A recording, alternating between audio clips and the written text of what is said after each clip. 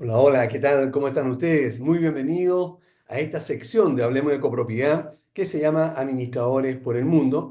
Y en esta oportunidad tengo el gran privilegio de conversar con un colega que es muy respetado en España, es muy apreciado, también me consta personalmente que es muy querido. Él es Salvador Díez, también por supuesto es administrador de finca, expresidente del Consejo General de Administradores de Finca de España. Salvador, es un privilegio conversar contigo en esta oportunidad. ¿Cómo estás? Muy bien, estupendamente. Al revés, el lujo es para mí poder compartir un ratito con compañeros de todo el mundo, siempre es especialmente agradable. Perfecto. Lo primero que debo preguntarte, Salvador, es que ¿hace cuánto tiempo que estás en el mundo de las administraciones de comunidades y cómo empezaste? ¿Cómo llegaste a esta actividad? Cuando uno tiene que hacer así, cuando le hacen esa pregunta, sí, yo empecé, si mal no recuerdo, fue el año 91, 92 más o menos, o sea, hace 32 años, calculo.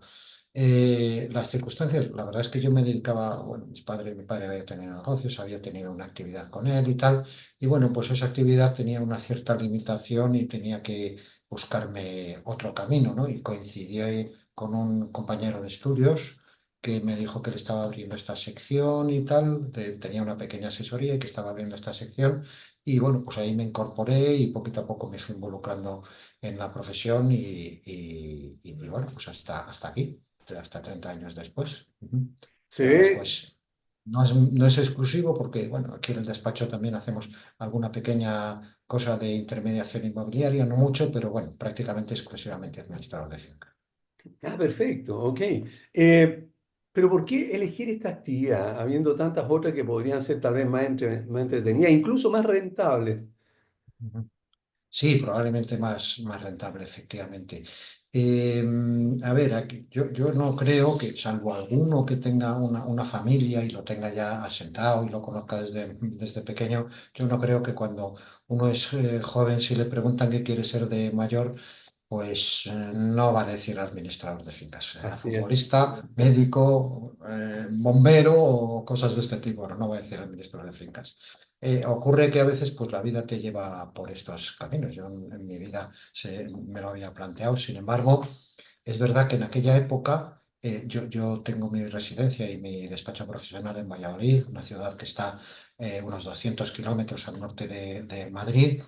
Pues es una ciudad que tiene una fábrica de Renault de vehículos y había crecido mucho en los años, entre los años 60, 70, 80 y había una carencia en esta actividad nuestra para atender para atender a los edificios, etcétera, etcétera.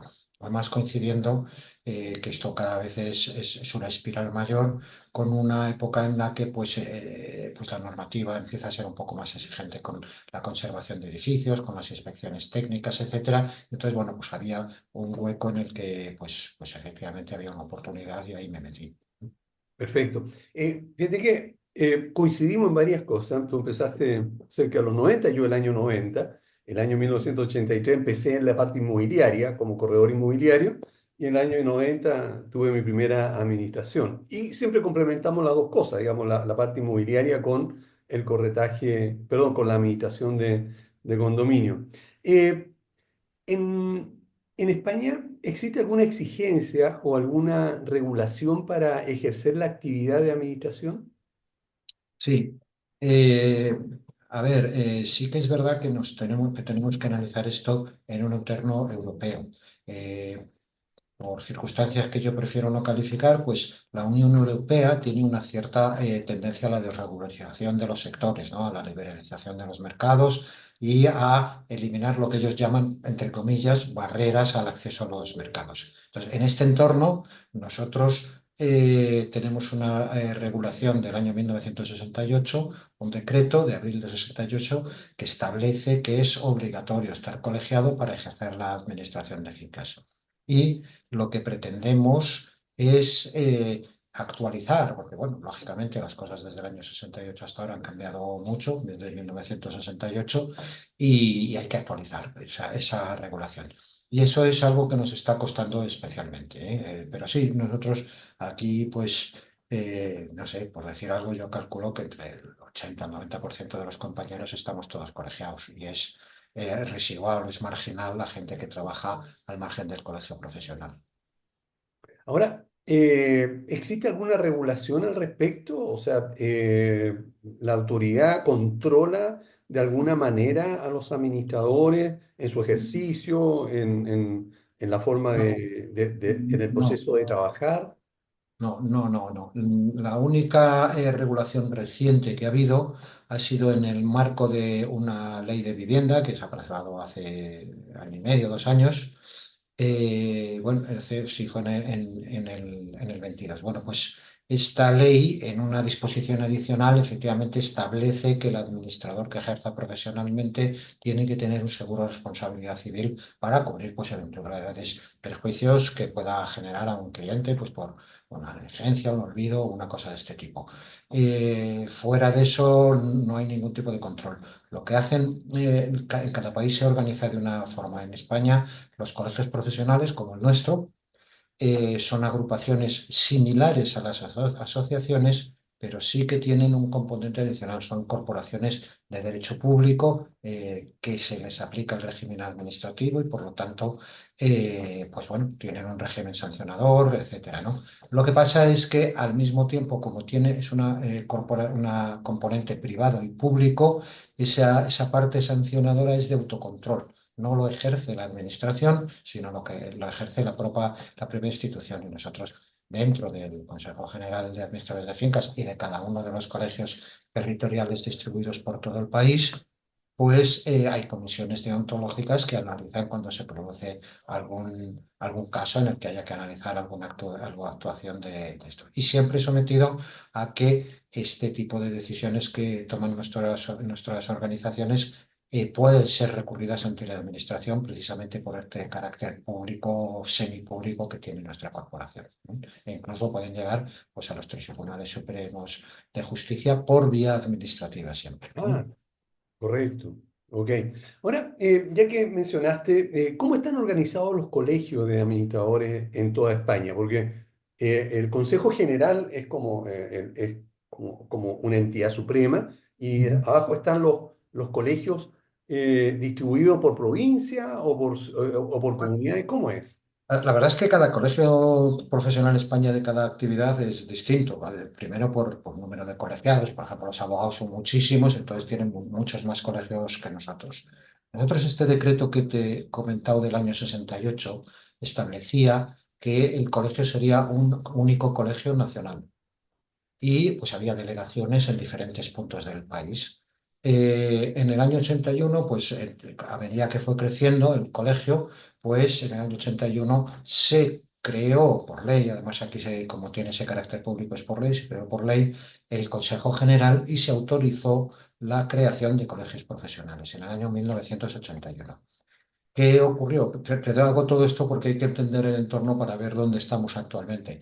¿Qué ocurrió? Pues que se crearon colegios profesionales, por ejemplo, el más numeroso, lógicamente, es el de Madrid, en el cual estaban incorporados los pequeños colegios que había alrededor de Madrid, por ejemplo, Toledo, estaba Guadalajara, Ávila, tal, estas provincias estaban ahí alrededor. Pasaba lo mismo, por ejemplo, con Zaragoza, que tenía incorporado a Soria, ¿no? O Burgos estaba con Cantabria y tal. Eh, en ese periodo hubo un desarrollo de lo que llamamos la España de las autonomías, en la cual pues se ha organizado administrativamente en 17 autonomías. Por lo tanto, en España tenemos el Estado, 17 autonomías similares a que en algunos países son estados federales, y esas autonomías, algunas, la mayor parte, tienen varias provincias. Entonces, por una parte tenemos el Consejo General, por otra parte algunos consejos de carácter autonómico y por otra parte, pues colegios territoriales. No hay tantos como provincias porque algunos son biprovinciales. Por poner un ejemplo, Galicia es una comunidad autónoma con 4 provincias y en cambio es solo un colegio profesional. Esto ha sido desarrollándose también en función de cómo han sido las leyes autonómicas de cada uno de esos territorios. Y algunos colegios con este autonomismo, por ejemplo, Segovia y Ávila, pues tuvieron que dejar de estar en Madrid porque eran autonomías distintas. Y eso ha generado un poco una simetría. Total, que al final somos, si no me equivoco, 38 colegios, aunque seamos 50 provincias en Valladolid. Algunas son de más de una provincia. ¿Y cuántos administradores aproximadamente a nivel nacional? En torno a 15.000, en torno a 15.000. 15.000. Sí, en España es una profesión, como he dicho antes, que tenemos la suerte, porque yo creo que tiene muchas ventajas, de que la gran mayoría de la gente ejerce dentro del marco del colegio profesional, y además es un mercado un poco atomizado. No son grandes corporaciones los administradores de fincas en otros países, sobre todo en Europa, incluso en América Latina, en Estados Unidos. Japón, que te voy a decir, pues tienen decenas y decenas o centenares a veces de empleados. Aquí no, aquí son en líneas generales despachos un poco más pequeños, 3, 4, 10 empleados. Eso es muy frecuente y por eso tanto está muy atomizado. Es verdad que como ocurre en todos los sectores en todo el mundo, hay un cierto proceso de concentración. Pero yo creo que el servicio que prestan los administradores de este tamaño pequeño es muy cercano y va a perdurar en el tiempo. Como, como colegio de administradores de fincas, ¿tienen ustedes algún antecedente de cuántas comunidades de copropietarios existe en España? Bueno, la verdad es que en España hay un instituto bueno, una corporación, una entidad que se llama Instituto Nacional de Estadística, que se ocupa de analizar estas cuestiones y hace estudios y tal. La verdad es que en nuestro sector el último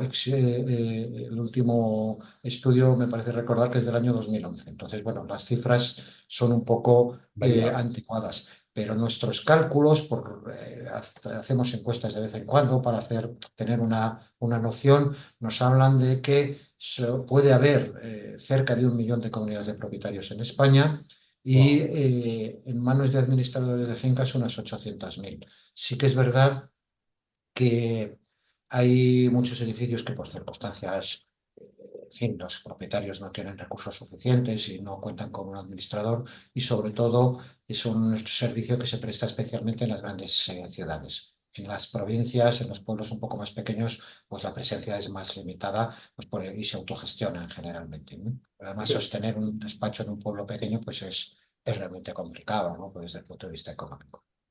¿Cuáles son los objetivos del Consejo General y qué relación tienen con los colegios de cada territorio, colegios territoriales? Sí, es complicado de explicar porque en realidad existe una autonomía total. O sea, cada colegio tiene una autonomía total, cada consejo autonómico y el consejo general. Entonces, no es una organización militar, ¿no? En la que hay una estructura jerárquica con una obediencia o este tipo de cosas, sino que esto tiene una gran ventaja, y es que las cosas que se hacen se realizan por consenso. Siempre tienes que buscar consensos entre pues, los diferentes intereses que se producen o las diferentes opiniones, como es natural, cada uno tiene su opinión, y las cosas se realizan por consenso. Entonces, el Consejo General se reúne con los representantes. Cada colegio tiene un número de representantes en función del volumen de colegiados. Se reúne mínimo un par de veces al año eh, para analizar, pues primero, lógicamente, las cuestiones de trámite, de aprobar cuentas, etcétera, etcétera, y luego pues las diferentes cosas que tienen una cierta trascendencia. Aparte de eso, todos los colegios tienen comisiones de trabajo, pues comisiones de formación. Ten en cuenta que eh, la formación continua en nuestro sector no creo que descubra absolutamente nada, es absolutamente imprescindible. Y sin los colegios profesionales aquí sería impensable. El- el Boletín Oficial del Estado Español, donde se publican todas las normas, suele tener unas 70.000 páginas al año. Esto te Oh, hace una idea oh. con lo transversal que es nuestro sector. Le afectan infinidad de normas cada año, novedades que tenemos que conocer. Y una de las más importantes es esta comisión de formación continua. Tenemos una comisión de universidades en la cual tenemos relaciones con varias universidades de España y convenios para que implanten cursos que faciliten la colegiación, el acceso a la colegiación. Tenemos otras que llamamos de legislación, en la cual analizamos las novedades o las tendencias jurídicas y pues se proponen ideas. Realmente esto que es muy complicado porque suena como a un lobby, pero en realidad no lo es, porque no tratamos de tener una ventaja para nosotros, sino son leyes que pueden beneficiar a los condominios, a los propietarios, a los Claro. inquilinos, ¿no? Entonces, analizamos eso y proponemos, y tenemos otra comisión de relaciones institucionales en la cual se reúne con ministerios, con el Congreso de los Diputados, parlamentarios, etcétera, y vamos planteando esas iniciativas que nos van planteando las otras comisiones. Entonces, realmente es una actividad intensa, ¿eh? Hay Sí, muchísimo mucho trabajo, ¿no? trabajo, mucho Sí, sí, trabajo sí. veo Una ahí. comisión de innovación para buscar nuevos productos para administradores de fincas, en fin, es muy variado, sí. Ahora, señalaste recién convenios con universidades. ¿Significa de que existe alguna ley o algo que obligue a a quienes quieran administrar con comunidades tengan que capacitarse? A ver, sí que el decreto de creación al que he hecho mención del año 68 establece que se puede acceder o bien por una escuela de administradores de fincas que se constituyó posteriormente o bien por alguna titulación que da acceso directo. Por ejemplo, licenciado en Derecho. Una persona que es licenciada en Derecho o un arquitecto tiene la posibilidad de acceder directamente a la colegiación. Nuestros estatutos preveían la creación de una escuela de administración de fincas y esta es la que ha firmado los convenios para reconocer, desarrolla los planes formativos con las universidades y ha desarrollado esos convenios para darles el acceso a la profesión. Y la ley es un poquito laxa en este tipo de cosas porque las titulaciones han evolucionado mucho. Ha habido muchas leyes de educación, muchas leyes que han afectado a la universidad. A lo que antes era un licenciado ahora se llama un graduado, lo que antes era un diplomado ahora ya tiene otra denominación, lo que antes era un licenciado en medicina ahora se llama graduado en ciencias médicas por la Universidad de no sé qué. Entonces, esa nomenclatura nos ha complicado un poco la vida porque en definitiva, los títulos que hacen literalmente mención nuestro decreto no coinciden con los que ahora se están emitiendo, ¿no? Y pues la jurisprudencia ha ampliado esa gama de una manera un poco anárquica, de una manera con pocos criterios, ¿no? Entonces, bueno, por eso nosotros lo que precisamente este es un caballo de batalla muy importante para nosotros dentro de lo que es la actualización de nuestra regulación, porque lo que queremos es que las personas que accedan tengan la formación más próxima al ejercicio del trabajo que luego van a realizar. Y ahora mismo ahí tenemos un pequeño vacío para conseguirlo, que yo creo que con un poquito de paciencia a través de estas comisiones, pues lo lograremos tarde o temprano. Que tener paciencia, claro que sí. Estamos conversando con Salvador Díez, él es administrador de finca, como todos sabemos ya, es presidente del Consejo General de Administradores de Finca de España. Si estás viendo nuestro programa porque estás en YouTube, en nuestro canal, te pedimos que le pongas un me gusta, te suscribas a nuestro canal, porque de esa forma nos ayudas también a desarrollarnos y además vas a estar enterado cada vez que subamos algún contenido que pudiera ser de interés para ti. Eh, Salvador, mencionaste recién de que aproximadamente el 80% de los administradores de finca están colegiados. Hay un otro grupo entonces que no lo está. ¿Existe otro tipo de organización o asociación de administradores o solamente No, está el colegio? hay dos o tres Ah, asociaciones que tienen un carácter meramente testimonial, con apenas 40, 50 por ah, intereses diversos, ¿no? Por agrupar compras o cosas de este tipo, pero no tienen ninguna relevancia.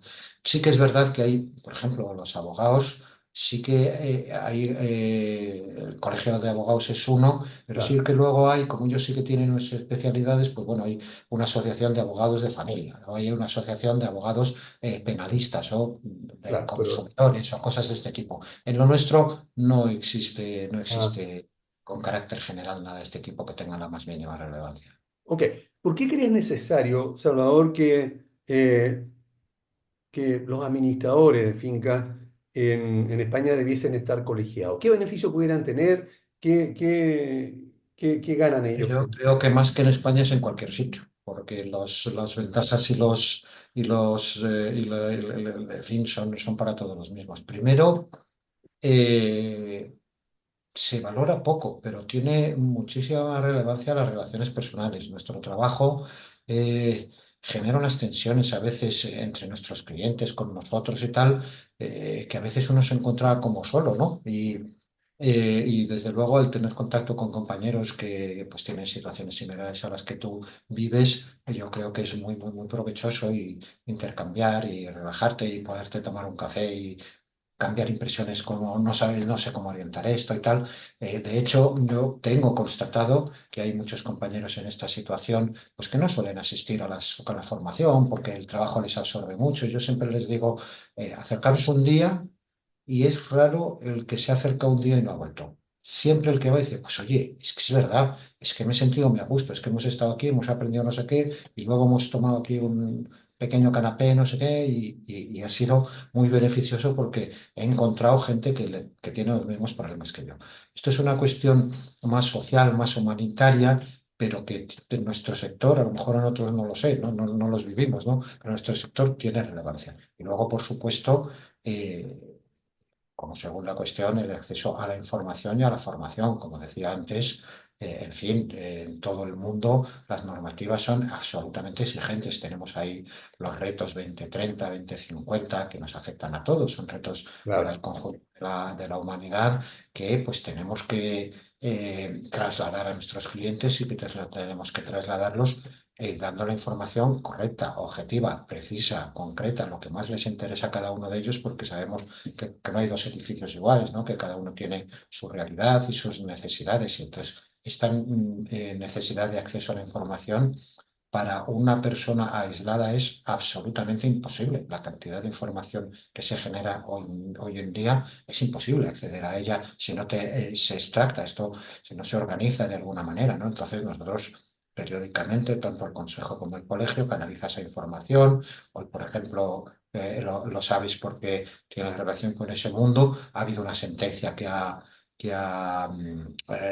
establecido una jurisprudencia sobre el tema de los pisos turísticos y que mayorías se necesitan para aprobarlo y tal, y esa información ya está en todos los colegios y ya lo tienen todos los compañeros con una valoración jurídica de nuestros asesores. Entonces, realmente facilita mucho el trabajo. Yo, desde luego, hay cosas que desconocería totalmente si no hubiera sido a través del colegio profesional. Y por supuesto, él contactó con lo que es el conjunto del sector, proveedores, en fin, es tan amplio nuestra gama de actividades que cualquier ayuda nos viene realmente bien.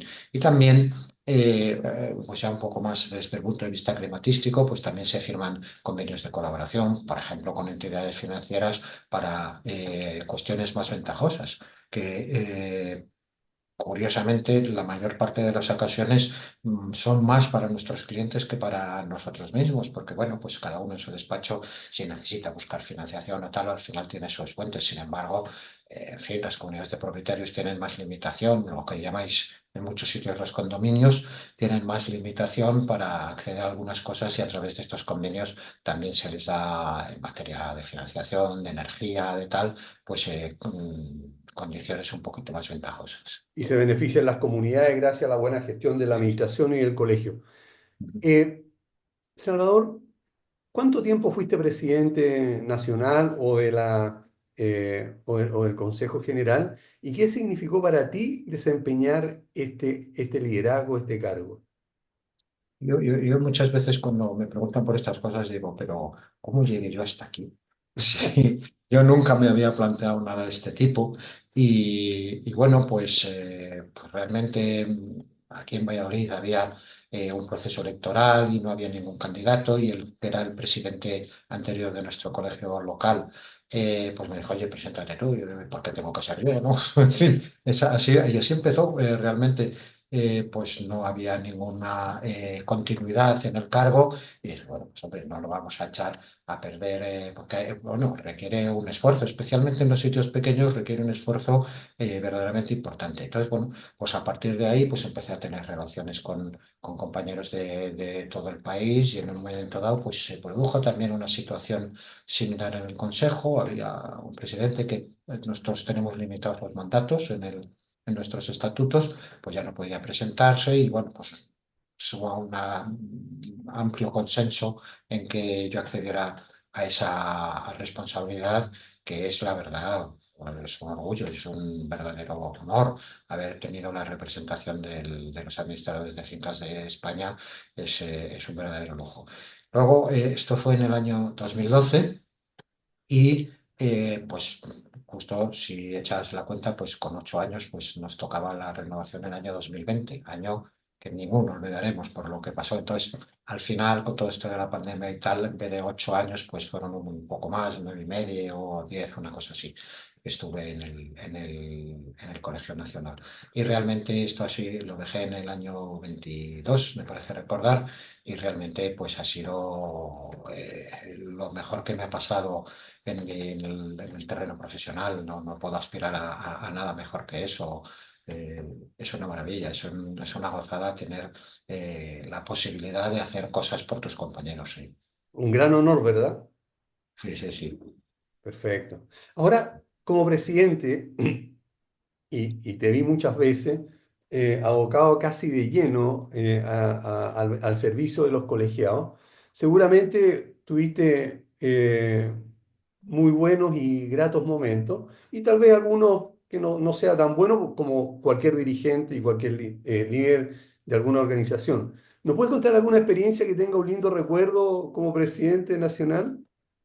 Pues es curioso que acabo de mencionar la pandemia, que yo creo que nos va a perseguir ya toda la vida, el confinamiento y la pandemia y tal, pero para nosotros yo creo que ha sido la mejor época para nuestra corporación. No sé en otros países, lo desconozco. Aquí fue tremenda la regulación que hubo, pero es muy curioso porque se regulaba absolutamente de todo, pero no la que pasaba dentro de los edificios donde estábamos todos encerradicos, ¿no?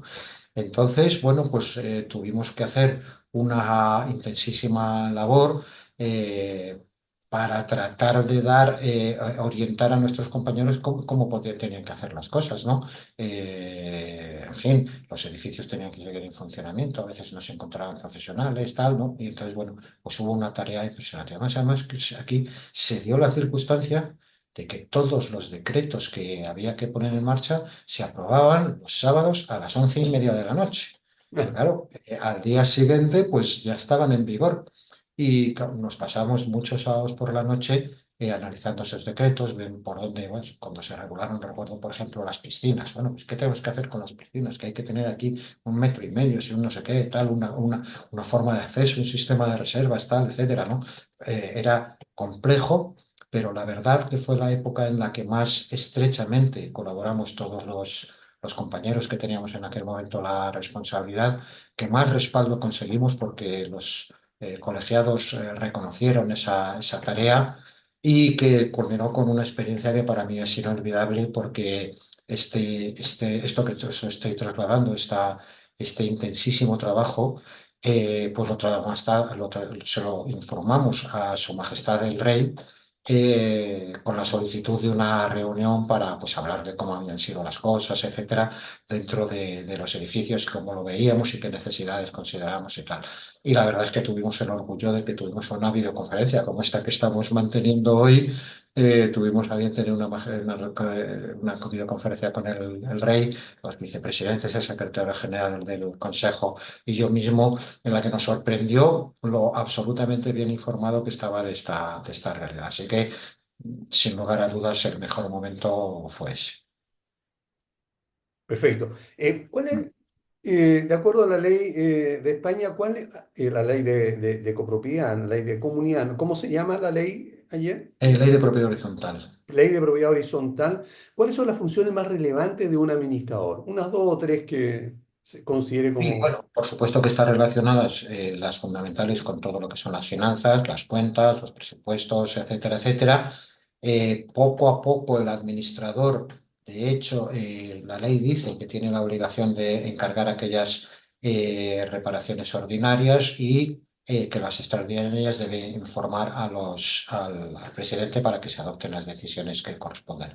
Esta función se va desarrollando más a lo largo del tiempo porque la vida en las grandes ciudades, pues sabemos que es muy exigente con todo el mundo y no deja tiempo a las personas para ocuparse de estas cosas. Entonces delegan más esa función cada vez en nosotros, lo cual por una parte está muy bien porque supone un respaldo a nuestra, y un reconocimiento a nuestra profesión y también es una asunción de una responsabilidad adicional. Y lógicamente todo el tema del asesoramiento, ¿no? El asesoramiento jurídico, técnico, laboral, de todo tipo a la comunidad, ¿no? Y coordinar todo lo que es la vida y el funcionamiento del edificio. ¿La ley permite la aplicación de multa a los infractores de la ley de propiedad horizontal o a las normas propias que tenga cada comunidad? En realidad sí, si bien la eficacia es limitada. Hay un tipo de sanción que sí que es efectivo, que es contra la morosidad. La morosidad se puede privar del voto en una asamblea a un propietario moroso y, bueno, no se puede, es que se debe y se hace. El propietario que no está al corriente de pago de sus obligaciones no tiene el derecho de voto. Eso como primera. Segundo, también se le puede gravar esa deuda con algún interés. Esto es un poquito más complicado y es más novedoso, pero también se puede hacer y se está haciendo en algunos casos. Aunque finalmente el reconocimiento de esto viene por vía judicial, ¿no? Y luego en lo que son lo que llamamos las normas de régimen interior, pues el horario de la piscina, en fin, estas cosas, horarios de sacar la basura o cosas de este tipo, sí que puede establecerse un régimen sancionador si bien la capacidad que tiene para aplicarlo la comunidad es limitada, ¿no? Porque no tiene asociado un régimen sancionador concreto con un reconocimiento legal, lógicamente hay que defender también el derecho del infractor a defenderse con un Claro. proceso en el que, bueno, se pueda debatir eso, etcétera, ¿no? Es un poquito más complejo, aunque sí que existe. Y hay uno muy específico que es en el caso de que se produzcan molestias muy reconocidas al resto de los usuarios, se puede llegar a limitar el uso y no dejar utilizar esa determinada vivienda. Hay algún antecedente que ha llegado al Tribunal Supremo, concretamente aquí en Valladolid, creo que fue Ah, de los primeros casos que hubo, un señor pues que tenía estos síndromes, en fin, ¿cómo se llama? No me recuerdo el nombre, de que tienen porquería en su casa y tal, y no sé qué. ah, Pues esto, la comunidad lo denunció, tal, y tuvo años, porque duró muchos años, primero la policía, tal, luego en un juzgado en Valladolid, hasta que llegó al Tribunal Supremo y se le expulsó de su vivienda durante un periodo de, quiero recordar que fueron 6 meses. Este es un proceso ya de hace tiempo. Y, en fin, eso sí que se puede lograr porque hay un tribunal detrás que va a garantizar los derechos de defensa de este infractor. Pero sí que hay algún caso más, de este tipo ok. en el que se llega a producir esa situación. ¿Es muy alta la morosidad en el pago de las expensas comunes? De acuerdo a lo que mencionas recién. Realmente ha bajado. Hemos tenido muchos problemas de morosidad. Además, España, como sabes, es un país en el que bueno, pues hay mucha segunda residencia, en el que hay muchos propietarios que son extranjeros y tal, y a veces eso pues, es complicado de gestionar, ¿no? Cuando tiene algún tipo de problema. Lo cierto es que, bueno, pues fruto de muchas de estas reuniones y propuestas de las comisiones que antes comentábamos del Consejo General, hubo una propuesta de modificación de la propia ley de propiedad horizontal que mejoraba mucho la capacidad de reclamación, la simplificaba, la abarataba, etcétera. Complicado explicar porque en cada país es distinto este proceso, pero eso ha sido muy efectivo y entonces realmente ahora, salvo en los casos cuando ha habido la crisis del 2008, bueno, Claro. pues ahí tenemos lógicamente un repunte de la morosidad, ahora yo creo que está por debajo de la morosidad bancaria, afortunadamente Ah, estaremos es un 4 un 5% como muchísimo. muy bueno, muy eh, bueno. Sí, sí, sí, realmente sí. Pensar, te lo digo porque en Chile el promedio nacional, estamos hablando del 11, el 12%, y eso que al sí. tercer mes tenemos la facultad de cortarle la energía eléctrica al moroso. Así todo, Nosotros entonces, no, si nos no comparamos tenemos con, eso. claro, si lo comparamos con España, estamos todavía muy alto en cuanto a morosidad, y yo me sentí orgulloso hasta Ujú. ahora porque pensábamos que nuestra morosidad era bastante baja. Así Sí, que sí.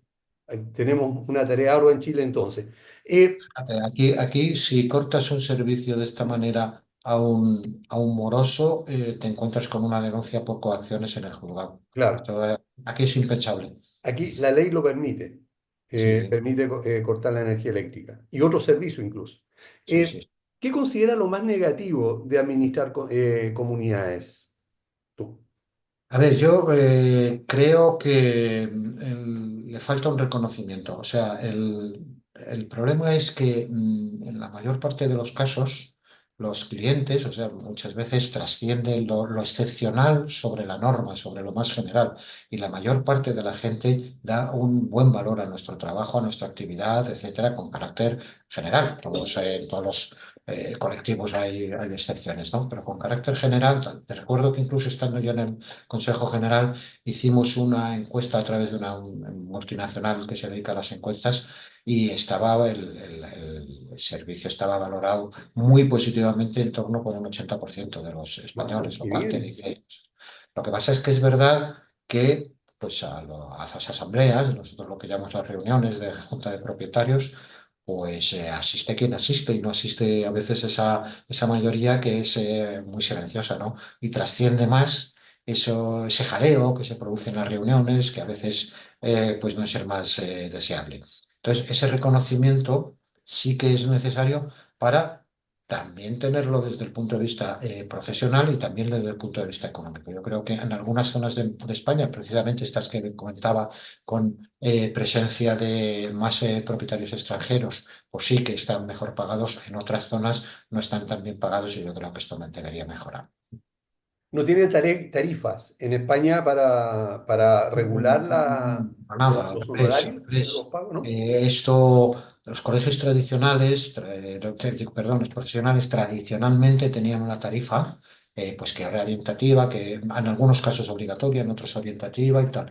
Esto ha quedado totalmente prohibido. Hay una Comisión Nacional de la Competencia que si dos administradores, sabe que dos administradores han hablado de esto y han tocado el tema, no que hayan llegado a un acuerdo, es sancionable. O sea, nada, esto no podemos ni inventarlo, ni inventarlo. Perfecto. Ok. Cosa que es curioso porque muchas veces los clientes lo agradecen, ¿sabes? Ah, Agradecen porque dicen, bueno, pues tengo una referencia de que puede costar más o menos una cosa y bueno, pues si uno está referenciado en 10 y uno me cobra 8 y otro 12 pues voy a tratar de averiguar por qué este es más barato que el otro o lo que sea, ¿no? Pero en definitiva en nuestro país, en todo, es totalmente imposible esto.